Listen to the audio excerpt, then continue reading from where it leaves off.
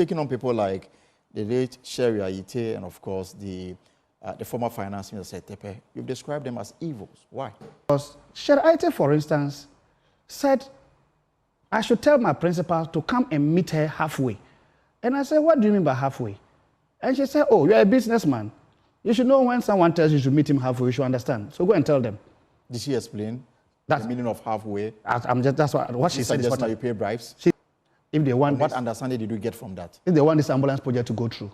Contract was signed by Honorable Abraham Bagbin. Bagbin never demanded any halfway meeting. The current Speaker of Parliament. The current Speaker of Parliament. Not even a CD. Nothing for you to even interpret in that angle. He just did his work. So by your suggestion, Sherry was demanding bribes? Per my suggestion, well, that was the interpretation I was getting. No, I was getting. That meet me halfway, you're a businessman. When someone tells you, you should understand what the person wants. Setepe? No, that was Sherry Aite for you. Setepe's own was very simple. After the approval by Parliament for the loan facility to be procured from Stanbic Bank to finance the ambulance so that it wouldn't put burden on the budget of government and to give government about 3 years to pay so they can allocate resources from the budget for other projects. Tepe took over. It had already been approved by Parliament, so you can't reverse it. Stanbic Bank has signed their column and forwarded it to Minister of Finance. In fact, Honorable Kobna Dufour was going to sign it before leaving for the drawdown to start.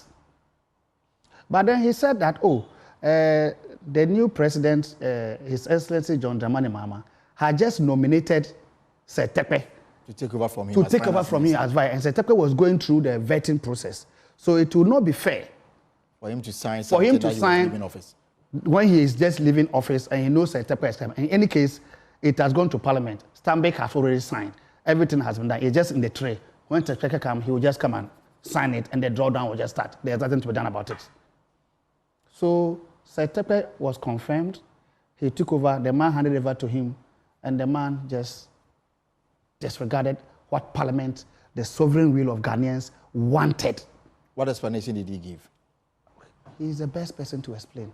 So for 2 years, even though as of now, I'm telling you, for 2 years, this man refused to establish the LC.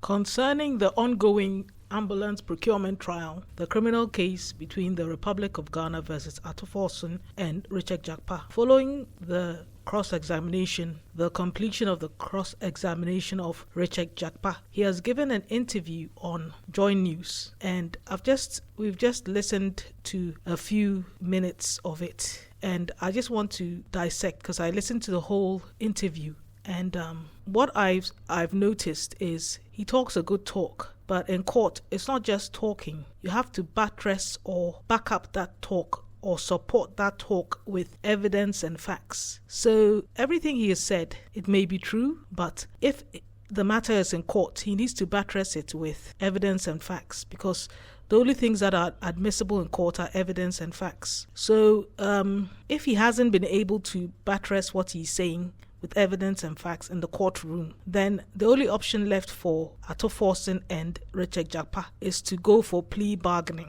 because the things he has talked about, the fact that Big C were going to fit out the ambulances in Ghana with the equipment and then train the Ghanaian paramedics about how to use the equipment before they handed over the ambulances to the government of Ghana. The question is that, as a procurement expert, what I want to know is that were all these details, that this is a pathway that Big C was going to take before handing over the ambulances to Ghana, were they all detailed in the contract? Because this matter is a matter of contract, and you can't say that at the back end after the fact that, we were going to do this and that. It would all have to be encapsulated in the contract beforehand, before shipment of the ambulance to Ghana was made. The question is that, were all these things captured in the contract? If they were captured, then it means that there's the penalty for any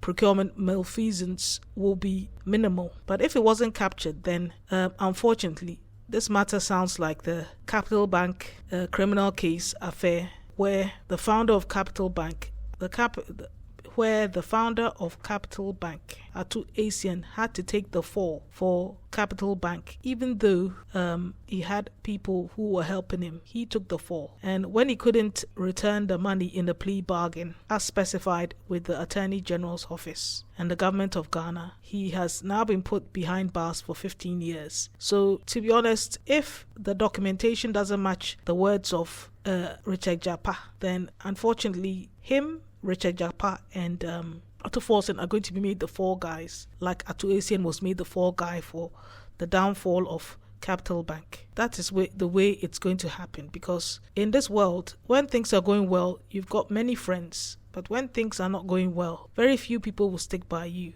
And this is the way the world is. So in this world, as an individual, you have to be very careful who you associate with and the things you do, because there's nothing hidden under the sun. Everything you do will one day come back and bite you on the nose. So do the right thing so that you know you're always covered and God will always give you a way out. Do right. Don't do wrong, hoping to escape and hide things. And no one will know, because as soon as you've done the wrong, God knows, the angels knows, the spirits that are watching can see what you have done. So there's nothing hidden. The best thing is to do the right thing, or things that you can absolve yourself from at a later date, because when the day of judgment comes, there's nothing else you can do. So after this, I think, to be honest, if he can't buttress his truth, Richard Japka can't buttress his truth with evidence and facts, the only option is plea bargaining.